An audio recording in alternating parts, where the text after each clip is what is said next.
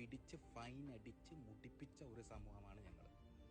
ഇതുവരെയുള്ള എല്ലാവിധ ഗവൺമെന്റും ഇതിന്റെ പേരിൽ എത്ര പൈസ വസൂലാക്കാം എന്നല്ലാതെ ഇതിനെ എങ്ങനെ ലീഗലൈസ് ചെയ്യാന്നുള്ള ഒരു നിയമനിർമ്മാണവും നടത്തിയിട്ടില്ല. ഒരു അല്പൻ യൂട്യൂബർ അവൻ ചെയ്ത വിവരക്കേടിനെ ഒരു സമൂഹത്തിനെ മൊത്തമാണ് നിങ്ങൾ പ്രതിസ്ഥാനത്ത് നിർത്തിയിട്ട് ഫൈൻ അടച്ച് ഊറ്റി കുടിച്ചതെന്ന് തന്നെ പറയാം. അത്രയും നശിപ്പിക്കാനാണ് നിങ്ങൾ നോക്കുന്നത്. ഞങ്ങളൊക്കെ പോലെയുള്ള ആൾക്കാർ യാതൊരു പ്രതിഫലവും പ്രതീക്ഷിക്കാതെയാണ് ഇങ്ങനെയുള്ള കാര്യങ്ങൾക്ക് മുമ്പിട്ട് ഇറങ്ങിക്കുന്നത്.